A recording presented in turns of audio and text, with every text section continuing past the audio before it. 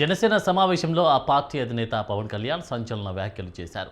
ఆంధ్రప్రదేశ్ రాజకీయాలు, కేంద్ర హోంమంత్రి అమిత్ షాతో ఢిల్లీ సమావేశం, పార్టీ అంతర్గత వ్యవహారాలపై ముక్కుసూటిగా అభిప్రాయాలు స్పష్టం చేస్తూ నేతలకు చురకలందించారు. ఏపీ అభివృద్ధి కోసమే అమిత్ షాను కలిశాను అని, అంతేకాని ఎవరిని జైలుకు పంపాలని కోరడం వ్యవస్థను అవమానించడమేనని ఆయన స్పష్టం చేశారు. హోంమంత్రితో అలాంటి విషయాలు ఎందుకు మాట్లాడతామని ప్రశ్నించారు. అమిత్ షాతో మాట్లాడిన విషయాలు బయటకు ఎలా లీక్ అవుతాయని, దీనిపై ఏపీ బీజేపీ నేతలు ఎందుకు స్పందించలేదని పవన్ అసహనం వ్యక్తం చేశారు.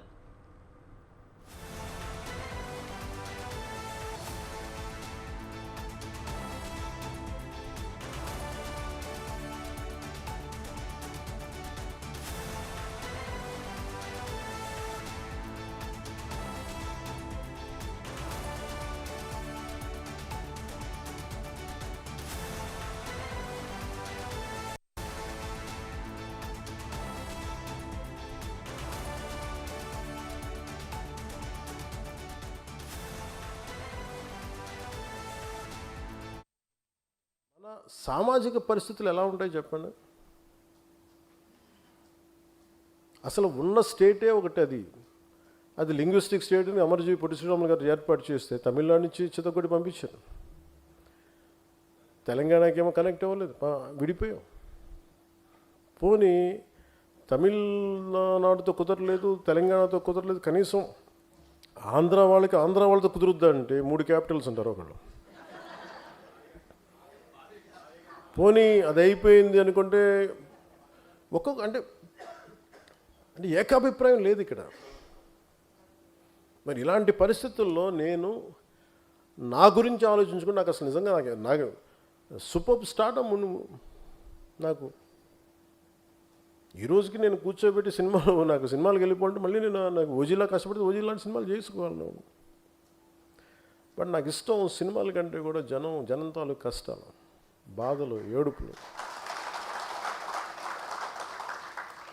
గ్లోబల్ రికగ్నిషన్లు, గ్లోబల్ అవార్డులు ఎన్ని కొట్టినా కానీ ఒక ఊరు పేరు లేని ఒక గ్రామానికి, 70 సంవత్సరాల కరెంట్ లేని గ్రామానికి అధికారం వచ్చి కష్టపడి రోడ్డు వేస్తే అది ఒక ఆస్కార్ కొట్టినంత ఆనందం ఉంటుంది. డోలీల మోతకి గర్భిణీ స్త్రీలు నలిగిపోయి అలాంటి దాని వాళ్ళకి రోడ్లు వేస్తే అది గ్లోబల్ రికగ్నిషన్ వచ్చినంత ఉండదు. నేను ఇవి ఆశించాను. నేను చాలాసార్లు అడుగుతాను, ఎందుకు నేను అంత కుదించుకోవాల్సి వచ్చింది, పరిమితం చేసుకోవాల్సి వచ్చింది అంటే, నేను 2019లో 2014 నాకు అనుభవం లేదు. అంతకుముందే 2009లో ఒక బెటర్ ఎక్స్పీరియన్స్ ఉంది. This time I want to learn how to handle a party. I want to learn how to run a party. ఒక డాక్టర్ చదివి, ఎండి చదివి ఒక స్పెషలిస్ట్ అవ్వాలంటే 7 సంవత్సరాలు 8 సంవత్సరాలు చదవాలి. అలాంటిది ఒక పాలిటీషియన్ ఏమవ్వకుండా కూర్చోబెట్టి పార్టీ పెట్టి అయిపోద్ది ఎలా అని నేను నేర్చుకున్నాను. పాలిటిక్స్ నడపటం, వ్యవస్థ నడపటం, మనుషులు మాట్లాడటం, తిట్టించుకోవటం, ఎదురుదాడి కౌంటర్స్ ఇవ్వటం.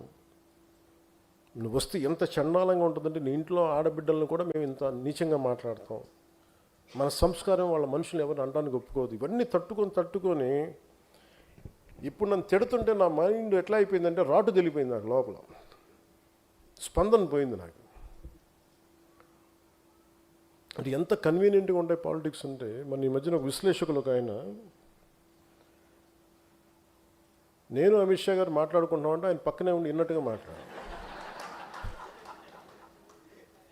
అంటే నాకు ఆయన అంటే చాలా గౌరవం, ఎందుకంటే ఆయన ఇంట్లో పెళ్ళికి కూడా వెళ్ళాను నేను. ఓకే, ఎవరి అభిప్రాయాలు ఉండొచ్చు. నిజంగానే పాలసీ పరంగా మాట్లాడటం, విశ్లేషణ వేరు. హియర్సే అనేది విశ్లేషకులు మాట్లాడకూడదు. ఇప్పుడు పలానోళ్ళు చెప్పారు, నాకు అథారిటీ వాళ్ళు ఎవరు చెప్పలేరు. ఈ సభాముఖంగా నేను మీకు ఒకటి చెప్పదలుచుకున్నా, మనకి ఎక్కడ ఉంది పార్టీ నడపడానికి శక్తి?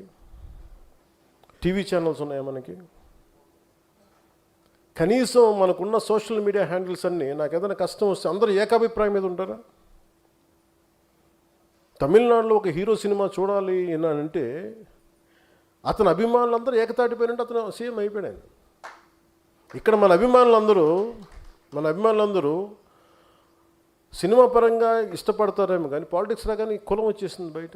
కులానికి విడిపోయారు, కొంతమంది పార్టీలుగా విడిపోయారు. ఎక్కడ ఏకాభిప్రాయం ఉంది ఇక్కడ? మరి ఇలాంటి వైరుధ్యమైన వాతావరణంలో ఎదిగి ఇక్కడ దాకా రావటమే ఒక కొండరాయిని బద్దలు కొట్టుకొని ఒక మొక్క పెరిగితే ఎలా పెరుగుతుంది అంత కష్టం వచ్చింది. అంటే మనకి గుదిబండ్లు పెట్టేశారు, గుదిబండ్లు పెట్టుకుని ఇంత వచ్చింది మొక్క. అంత కష్టం ఆంధ్రప్రదేశ్ పాలిటిక్స్.